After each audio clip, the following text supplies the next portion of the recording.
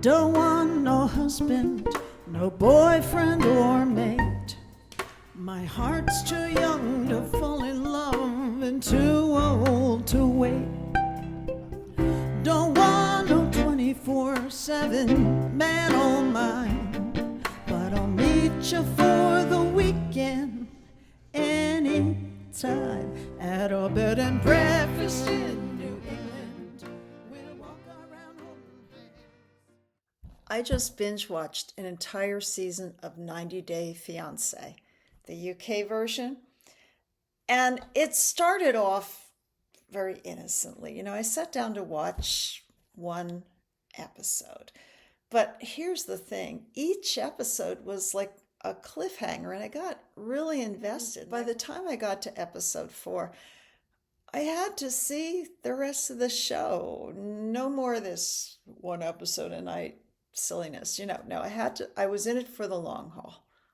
There was one couple in particular that I was really, really invested in because they were both really sweet and genuine.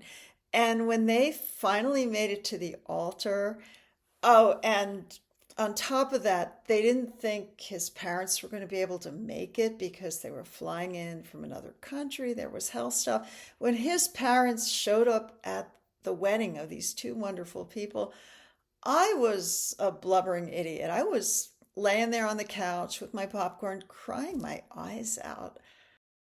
I used to have tendencies towards romantic fantasies myself, and I'm going to share with you my number one romantic fantasy. I'm staying at a romantic little bed and breakfast by the ocean with my handsome, self-assured, capable man. We wake up in fluffy white bedding to the sound of waves splashing on the rocks 200 feet away. The salty breeze wafts through. Is it wafts or is it wafts? The salty breeze wafts through an open window as we make sweet love once again. Afterwards, we'd lather each other up in the little stall shower, jostling for that coveted space right under the shower head. And later, dressed in our casual cotton, hair still wet, we stroll playfully along the beach to that little cafe for fresh brewed coffee, hot croissants with organic whipped butter. So I've spent a number of years searching for that stock handsome man character to plug into my fantasies. And believe it or not, I know you're not going to believe this, but so far hasn't quite worked. And sometimes it does work for a day or two until you wake up one day and you say, oh my God, who is this and what have I invited into my life? If you've been watching 90 Day Fiancé as dedicatedly as I have, you will know what I am talking about. Most of these relationships come together because at least one of the parties is thinking, oh my God, he's so hot or she's so hot. And usually the other party has a lot more money or citizenship, but we're not going to get into that right now. But it doesn't take long, as the relationships develop over a few episodes, we in the peanut gallery can see very quickly these two people do not belong together and this relationship is headed for a train wreck. And of course, this smug, snarky, wise ass sitting on the couch with my bowl of popcorn is blind? judging everybody. She doesn't love you. She doesn't even like you. He's using you for your money. And I have no room to talk. I've been through a number of these relationships myself. But one of the good things about getting a little older is ideally you gain some self-awareness.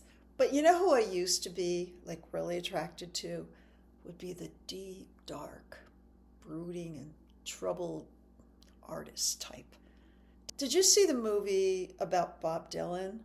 Well, of course, we all have, right? But a lot of people commented about his girlfriend, how could she be with him? How could she do all this for him? He barely even noticed she was there half the time, but she was like doing everything for that relationship. Well, I got it because that would have been me. And I have to admit, sometimes I still get a little spark for those kind of men, but with the benefit of maturity, I'm now able to at least give myself some good, healthy self-talk. Like, let's take a look at what he's bringing to the table. Is this what you really want? Is this sustainable? And then, of course, there's my friends who are saying, just go for it. He's cute. Just have a good time. Get out of your head. But another thing I've learned through the benefit of some maturity is those little flings, they're not free. They always come at a price, and sometimes it's really, really high. So, my wiser self remains there to remind my more impulsive self, keep your eyes open, always. And I continue to hold out hope that somewhere out there is a really, really good man for me, ideally in a fluffy white bathrobe. And when he comes around, I'm going to dive right back in that pool with him and try out this love romance thing again. But if and when and until then, I will continue to enjoy my peace and my hard-won mental sobriety. In a minute, I'm going to play you the rest of my song, Bed and Breakfast in New England. And if you enjoy my videos, my music, if you like what I do, please, please, please like and subscribe. And I'll see you in the next one. Bye. Everybody, here we go. La-di-da-di-da-di-da. La-di-da-di-da. La-di-da-di-da-di-da. Even more. La-di-da-di-da-di-da. La-di-da-di-da. La-di-da-di-da-di-da. Keep it going. Out of bed and breakfast in New England. We'll walk around holding hands. We'll kiss you in the morning as we make our little plans. We'll have breakfast in New England, dinner by the bay. You can tell me that I'm beautiful, make love and Go away. la-di-da.